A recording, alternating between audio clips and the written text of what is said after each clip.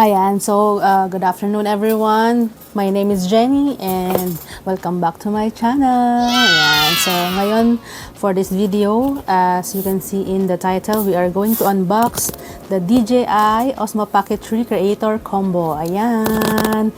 Ayan, syempre pag may pa-unboxing, di ba dapat may ganyan. Ayan, so today mag-feeling vlogger na naman po tayo. Opo, ayan. So, ayan. Ayan. Chan! Finally, we got this DJI Osmo na inaasam-asam natin, no? So, kasi dahil feeling vlogger nga tayo. So, ayan, salamat po sa sponsor sa nagregalo sa akin. Syempre, ang aking husband. Thank you so much for the gift. Ayan.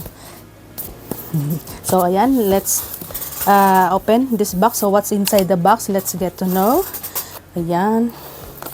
Open natin. So, very straightforward lang din naman po itong gagawin nating unboxing dahil hindi naman po tayo techie, no? So para go further in details sa mga technicalities ng camera, so papakita ko lang sa inyo what's inside the box and syempre kung ano pa yung pwedeng natin ma-explore. Yan. So eto, pag open nyo ng box, ayan yung makikita nyo, syempre silica gel. Ayan. So kunin na natin to. So, this is the carrying pouch or carrying bag. Yan. Yan, no? Ganyan siya. And meron siyang kasamang box na ganito. And of course, yung kanyang mga kits, manual kit. Ayan, meron siyang ganyan. Dito muna natin lagay. Ayan. Ano ba to? Hindi ko rin alam. Yan, mga stickers, DJI stickers.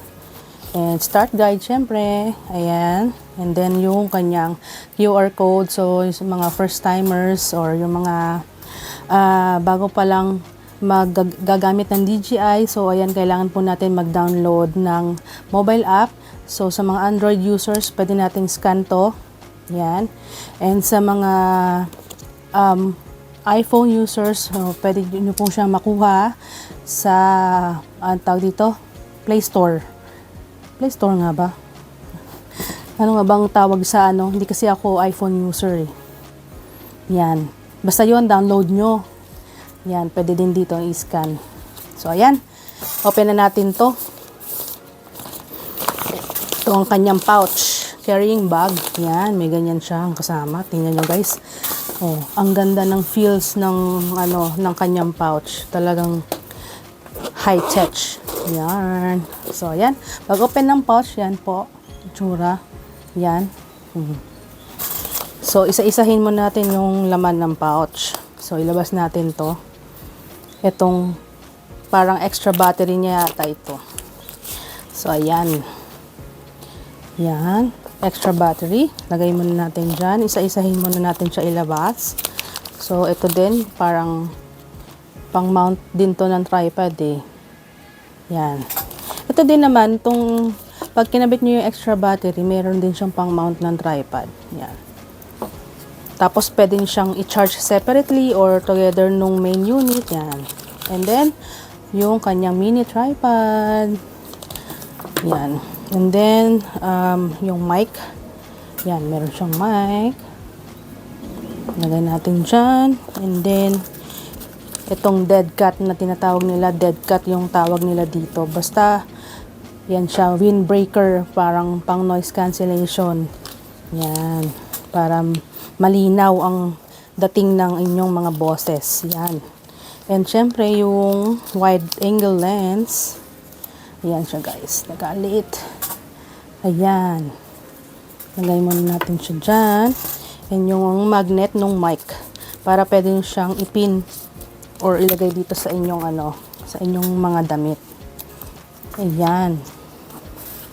And then what else? Then yung charger cable na type C, yan. Then ang wrist strap. Yan. Okay, and of course the main unit. Ayan guys. See? Yan. Open natin. Yan. See. Buksan natin. Yan. Ayan guys, oh. So, kapag syempre, bago pa lang tayong gagamit, kailangan natin i-connect tong yung unit sa mobile natin, sa mobile app. So, para pag mag-transfer kayo ng files, ng mga captured photos and videos nyo, yan, pwede siya ma-download, ma-transfer directly sa phone nyo. Tsaka bago natin to magamit, kailangan muna natin mag-register, maggawa tayo ng account. Madali lang naman siya, guys. So, meron namang i-guide ka naman kung anong gagawin. Ayan. Basta magre-register ka lang muna. Ayan. So, ayan yung itsura niya. Ayan. Ang ganda. Diba? Excited na akong gamitin to sa aking parating na Japan trip. Ayan. So, ayan yung may joystick. Ito yung button for shutter, pang record, and ano pa bang function nito? Maraming function to eh. Pang shutter, pang record, tsaka on and off, yan. Pwede nyo siyang gamitin na on and off button. Aside from, pag tinurn mo tong yan, lens, yan, automatic din siya nagta-turn on and off. Yan. Ayan. So, ayun lang, guys. So, what's inside the box lang muna talaga dahil hindi tayo mateki pa sa mga marami kang pwedeng i-explore dito sa camera na to. So, let's see to do that soon. And we'll do a test vlog then after nito. Ayan. Ay, meron pa pala. Ito pa palang kanyang charan! Protective cover. Ayan, buksan natin.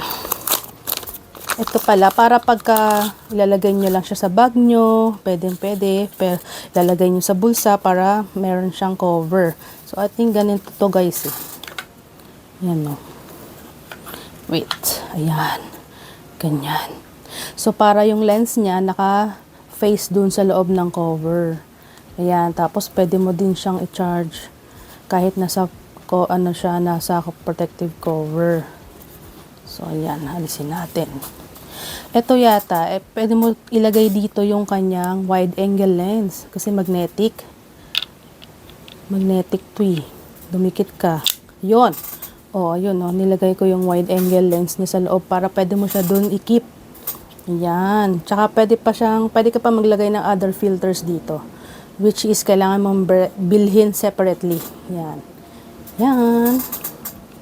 I-add ko lang pala, no, since wala tong built-in na storage, so kailangan natin bumili ng micro SD card. So ayan, so ang binili ko is yung SanDisk 512 GB. Yan, so ilagay lang natin siya dito sa gilid na pwede mo i-insert yung micro SD nyo. So ayan, nakadapa. Yan, insert natin. Gamitin natin yung kuko natin para i-push siya inside. Yarn. So, ayan. Ayan. So, now it's ready to use. So, ayan. And then, ito palang protective cover case na to. Pwede natin dito iipit yung mic. Diba? Parang holder na rin siya. Hello, diba? At least, hindi mo siya hawak-hawak. Ayan, pwede mo rin siyang ganito. Ayan. So, ayun. And then, teka, baka mawala na naman yung mic ko. Ayan. And then, so sa main unit, ito yung kanyang extra battery na pwede mo siyang i-charge separately or pwede mo rin siyang ikabit while nagcha-charge ka or while nag-film. So, ayan. Try natin ikabit, guys. So, kailangan makarinig ka ng 2 clicks. Yon. Oh. Para sigurado mong stable siya at hindi siya paling-paling. So, ayan, makikita nyo, guys, may ilaw dito na naka-indicate kung gaano kung gaano yung level ng charger. Ayan, nawala. Basta pwede mo yan siyang makita dyan. Umiilaw yan eh. May green siya, yellow, or red. Pag green, kapag 100% battery. Pag yellow ata, I think mga 50-70% na lang. And red kapag below 50% na lang yung inyong battery. battery life. Ayan. Tapos, pag-aalisin nyo siya, press and hold lang. Yan. Same thing din dito sa maliit na pang mount ng tripod. So, kabit natin. Yon, 2 clicks dapat talaga yung maririnig mo. Yan, and then from here, pwede mong i-mount yung inyong mini tripod. Pwede ka rin gumamit ng ibang tripod, ang alam ko eh. Kahit hindi itong, yan. So, ganyan siya guys. So, kuwari, i-feel mo yung sarili mo. Yan, ganyan, para face track niya rin yung iyong mukha while nandyan ka, di ba? Oh, ganyan siya guys. Ganyan. Isin natin. Then, syempre meron din tayong, ito yung mic. So, ang alam ko, pwede ka mag-connect ng 2 microphones dito sa, pwede kayong dalawa. Kung dalawa kayo magsasalita, so 2 mic ang gagamitin nyo, pwede nyo siyang i-connect. And then, syempre, para maging mas malinaw, clear and crisp ang inyong dating ng inyong boses. So, gamit tayo ng windbreaker. Yan. Click lang natin. Yan.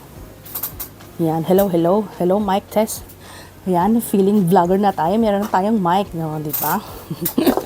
And then, syempre, yung ating wide angle lens na pwede nating ikabit pag gusto mong mag-take na medyo mas malawak-lawak na ano. Paano ba ito? Ayun. Oh, yan. Tingnan nyo. Ayan. So, soon, magte-test vlog tayo using our DJI Osmo Pocket 3. Ayan. So, ayan. What else? At ito pala yung kanyang magnet. Ito, magnet na to is for the mic. Yan, oh. At napaka-strong niya, guys. Tingnan mo. Ang hirap niyan tanggalin. Ang hirap. Yan, pwede tong yan. Tawag dito, para ididikit nyo na lang sa damit ninyo. Ayan. Pasensya na, hindi ko na maiayos. Basta ganyan siya. Or, baka pwede nyo siyang itago. Kung ayaw nyo nakita yung mic, yan lang yung ilalabas nyo. O, ayan, o, diba? Ganon. Ganon siya. Yon. Sige. So, ayun. That's it, guys. Ayan, ang gulo na ng ating unboxing. So, soon. Let's start using this baby. Ayan. So, ayun lang guys muna for today's video. So, see you on the next vlog. Yes, bye!